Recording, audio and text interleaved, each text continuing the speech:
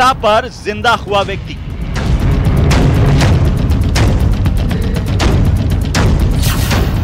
डॉक्टरों ने कर दिया था मृत घोषित।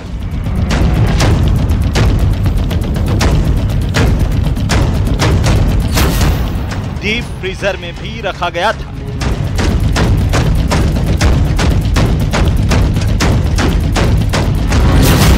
पोस्टमार्टम के बाद सौंप दिया था शव। जिला कलेक्टर ने जांच के लिए बनाई कमेटी। झुंझुनू में एक अजीबोगरीब मामला सामने आया है। एक शख्स शमशान घाट में चिता पर पहुंचकर जिंदा हो गया। उसकी सांसें चलने लगी।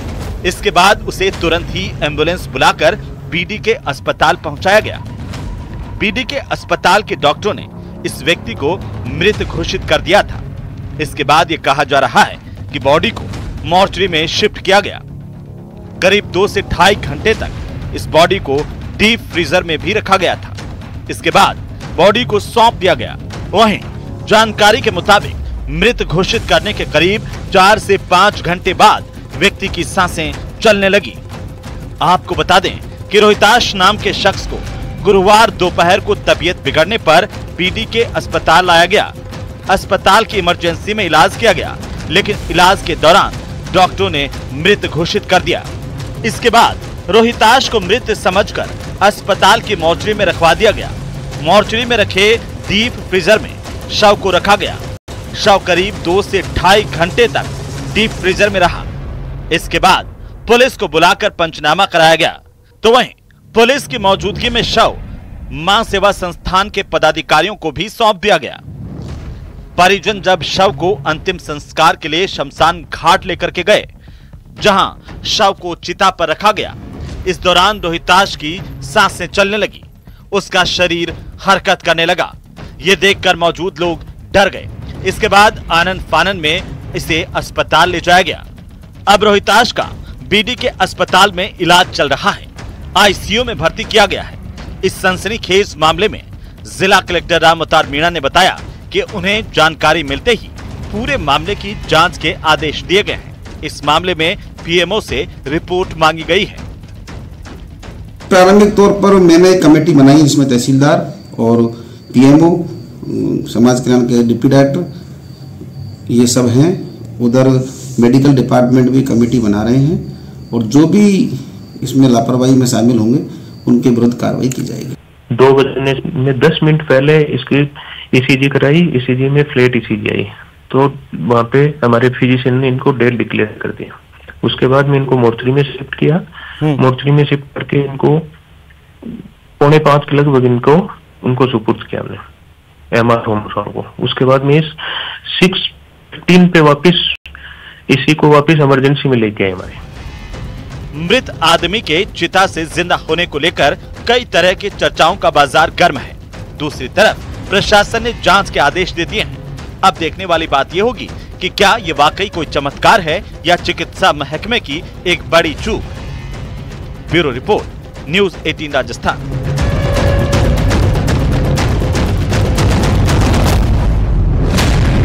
और फिल्म देखकर निकले सीएम, द साबरमती रिपोर्ट देखकर निकले सीएम। भजनलाल ने देखी साबरमती रिपोर्ट। सीएम के साथ मंत्री और अधिकारियों ने भी ये फिल्म देखी है।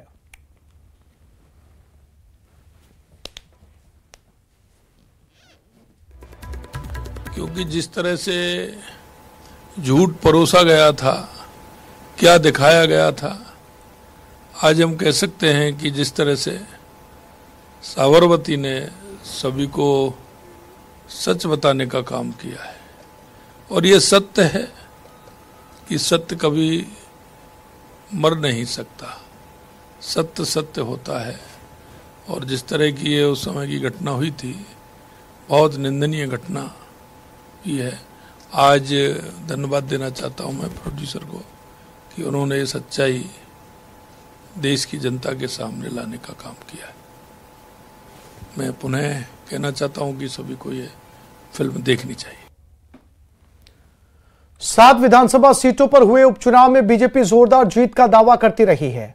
अब जब 23 नवंबर को मतगणना होनी है तो प्रदेश सरकार के 2 मंत्रियों में एक बार फिर धारदार जीत का दावा किया है। इस रिपोर्ट में देखिए।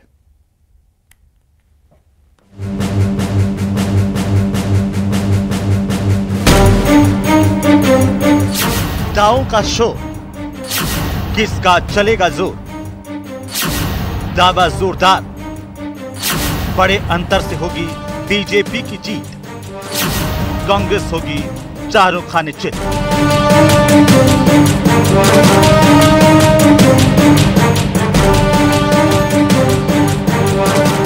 7 विधानसभा सीटों पर मतगणना 23 नवंबर को होने जा रही है, जिसे लेकर प्रत्याशियों की धड़कनें बढ़ी हुई हैं।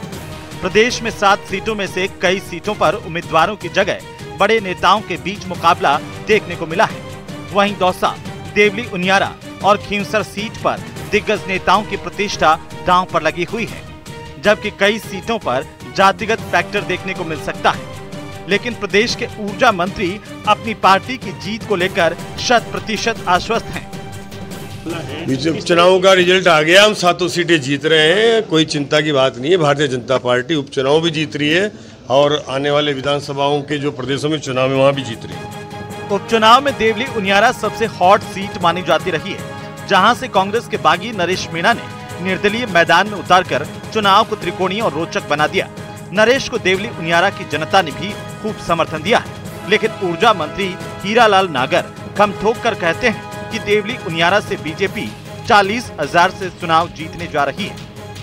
मार्जिन अच्छा होगा। जहां मैं मुझे प्रभारी बनाया था देवली उनियारा, वहां से हम कम 40,000 से चुनाव जीतेंगे। एक और जहां हीरालाल नागर प्रदेश की 7 सीटों पर अपनी पार्टी की एकतरफा जीत का दावा कर रहे हैं, तो वहीं यूडीएच मंत्री झाबर सिंह खर्रा 5 सीटों पर अपनी पार्टी की जीत को लेकर काफी कॉन्फिडेंट हैं। भारतीय जनता पार्टी 7 विधानसभा क्षेत्रों में जीत के संकल्प के साथ मैदान में उतरी थी। वहां की आम जनता की राय और पार्टी के कार्यकर्ताओं की राय के आधार पर भारतीय जनता पार्टी ने अपने उम्मीदवार घोषित किए थे। 7 विधानसभा क्षेत्रों में से लगभग 2 विधानसभा क्षेत्रों में कड़ी टक्कर है, बाकी में हम आसान जीत की ओर अग्रसर। मंत्री झाबर सिंह खर्रा 84 और झुंझुनू सीट को लेकर कहते हैं कि इन दोनों जगहों पर पार्टी को उतने अंतर से जीत भले ही नसीब नहीं हो, लेकिन पार्टी जीत जाएगी। देखिए, 2 विधानसभाओं में हम एक 84 है, जिसमें संभावनाएं तो अच्छी हैं, लेकिन अब परिणाम के बारे में पूर्णतः आश्वस्त नहीं कहा जा सकता। बाकी उम्मीद हमको ये है कि हम 84 विधानसभा सीट भी 2-3 हजार वोटों से निकालने की स्थिति में है। बाकी हमारा झुंझुनू बहुत आसानी से निकल रहा है। खींवसर भी 5,000-6,000 वोटों के आसपास निकल रहा है। गौरतलब है कि डूंगरपुर जिले की 84 विधानसभा सीट आदिवासी बाहुल्य है, जहां भारत आदिवासी पार्टी का खासा प्रभाव माना जाता है, जबकि झुंझुनू विधानसभा सीट पर ओला परिवार का वर्चस्व रहा है। Bureau report, news 18 Rajasthan.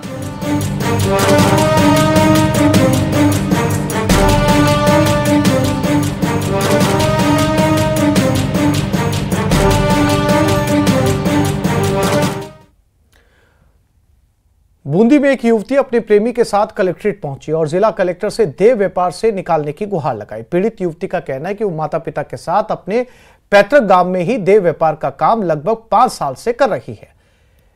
इसने कहा, मेरी प्राथमिक विद्यालय के बाद पढ़ाई छुड़वा दी गई। इसी बीच गांव में रहने वाले युवक से प्यार हुआ और अब वो 23 नवंबर को रामनगर कंजर बस्ती में विवाह बंधन में बंधने जा रहे हैं।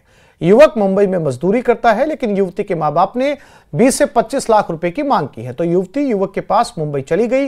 युवती के माता पिता फोन पर युवक के परिवार वालों को धमका रहे हैं। ये मेरे से प्रेम हो गया है और मेरे से शादी करना चाहते। इसके मम्मी पापा 20 लाख रुपए मांगते। इसके मम्मी पापा राजी नहीं है। हम लोगों को तंग करते और हम लोगों को परेशान करते। हम लोग शादी करके कंप्लेंट लिख के दिया है सर। कश्मीर बिहारी से प्यार करने लगी है।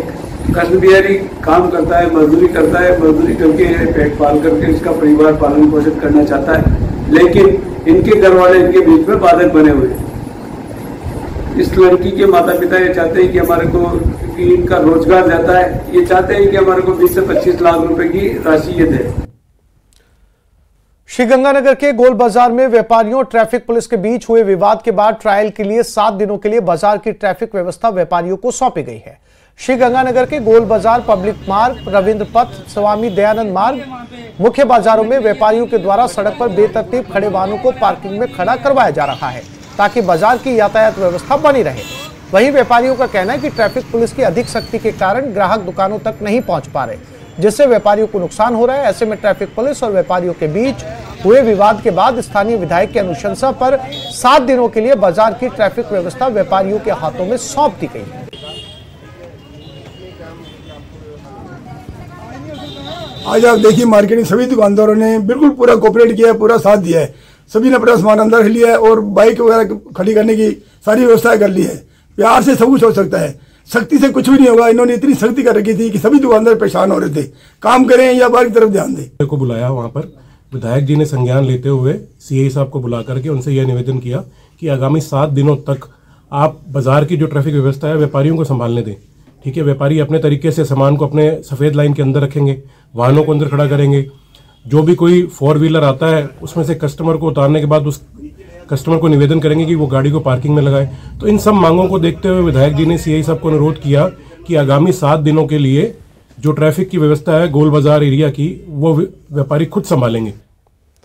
जयपुर में सड़क दुर्घटनाओं में होने वाली मौतों का सिलसिला कम होने के लिए हेलमेट नहीं लगाने वालों पर सख्त एक्शन होगा। इसी कड़ी में जयपुर के डीसीपी ट्रैफिक सागर राणा के निर्देश पर पुलिस ने शहर की सड़कों पर हेलमेट नहीं लगाकर तेज रफ्तार में गाड़ी दौड़ाने वाले चालकों के खिलाफ अभियान शुरू किया है। आंकड़ों की बात करें तो 11 नवंबर से 18 नवंबर के बीच चलाए गए अभियान में यातायात पुलिस ने 3 सवारी बैठाकर चलाने वाले 2313 वाहनों के खिलाफ कार्रवाई की है। इसके अलावा हेलमेट नहीं लगाने और अन्य नियमों का उल्लंघन करने पर 2026 वाहन चालकों पर कार्रवाई की गई। इसी तरह 209 गाड़ियों को जब्त किया गया है। अभी शीतकालीन टाइम आएगा पूरा, तो उस टाइम धुंध वगैरह होती है और बाकी सारी चीज़ें होती हैं। तो उसको देखते हुए एक तो ट्रिपल राइडिंग पे अभियान के रूप में कार्रवाई की जा रही है, जिसमें अब तक 2500 लोगों का चालान काटा जा चुका है। और साथ में हेलमेट की दोनों चीज़ की जा रही है, समझाइश की जा रही है अच्छे से। और साथ में जो फ्रीक्वेंट आपके डिफॉल्टर्स हैं उनके खिलाफ कार्रवाई की जा रही है, जिसमें उसमें भी अराउंड 2200 से 2300 के करीब कार्रवाई की गई है। कोटा में पश्चिम मध्य रेलवे कोटा मंडल की बैठक आयोजित की गई। रेलवे जीएम शोभना बंदोपाध्याय के साथ सांसदों की बैठक ट्रेनों के ठहराव, नई ट्रेनों का संचालन, यात्रियों को बेहतर सुविधा उपलब्ध कराने को लेकर आयोजित की गई, जिसमें सांसदों ने बेहतर यात्री सुविधाओं को लेकर सुझाव दिए। स्टेशन रोड स्थित निजी होटल में बैठक आयोजित हुई। बैठक में 12 झालावाड़ सांसद दुष्यंत सिंह, चित्तौड़ सांसद सीपी जोशी, मंदसौर सांसद सुधीर गुप्ता, मथुरा सांसद हेमा मालिनी के प्रतिनिधि, सांसद अनिल फिरोजिया के प्रतिनिधि, भीलवाड़ा सांसद रामावतार अग्रवाल के प्रतिनिधि बैठक में मौजूद रहे। जिसमें सभी सांसदों की लगातार अंतराल के बाद इसमें डिस्कशन होता है। जो काम है उन पर भी और आगामी कार्य योजना पर भी डिस्कशन होता है। इसमें कई माननीय सांसदों और प्रतिनिधियों ने इसमें भाग लिया। पिछले 10-11 वर्षों में माननीय प्रधानमंत्री नरेंद्र मोदी जी के नेतृत्व में रेलवे के क्षेत्र में बहुत बड़ा आमूलचूल परिवर्तन आया है। अब देखें तो इलेक्ट्रिफिकेशन से लेकर डबलिंग, नई रेलवे लाइन से लेकर स्टेशन पर विकास हो, अमृत भारत हो, चाहे वर्ल्ड क्लास स्टेशन हो, नई ट्रेनें चलना हो, अनेक काम हुए हैं। तो आगामी दिनों में भी और भी आगामी प्लानिंग में क्या क्या काम लिए जाएं, नई ट्रेन हो चाहे डेवलपमेंट के काम हो, इसमें काफ़ी सार्थक चर्चा इस बैठक में हुई है।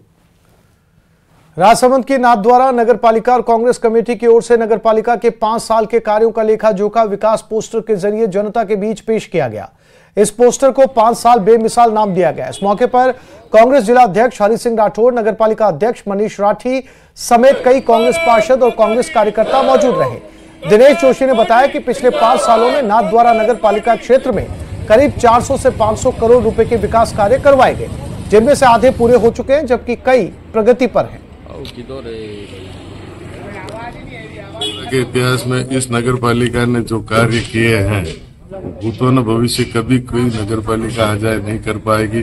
इसके लिए मैं माननीय विधानसभा अध्यक्ष डॉक्टर सीपी जोशी साहब का हार्दिक आभार व्यक्त करता हूं, जो इस नगर पालिका में इतने ऐतिहासिक कार्य कराए जिसकी कोई गिनती भी नहीं कर पाए। आज नगर कांग्रेस कमेटी ने विधानसभा अध्यक्ष, जो पूर्व विधानसभा अध्यक्ष डॉक्टर सीपी जोशी साहब और नाथद्वारा नगर पालिका ने पिछले जो इन 5 वर्षों में नाथद्वारा में जो विकास की योजनाओं को जो यहाँ पर नाथद्वारा शहर के लिए जो लागू करवाई थी, और लगभग आधी योजनाएं तो पूरी हो चुकी है और आधी योजनाओं का काम चल रहा है।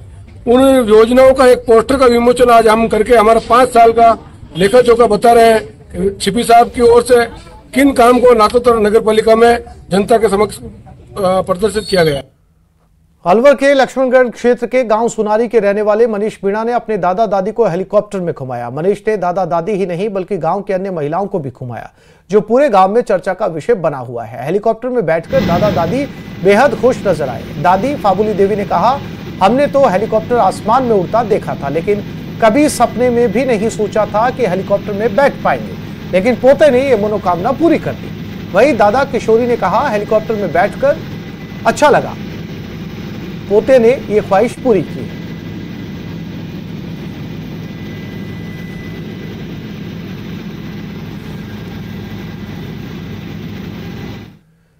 रूस के इंटरकॉन्टिनेंटल मिसाइल हमले के बीच क्रेमलिन का प्लेन 2045 लीक हो गया, जिसमें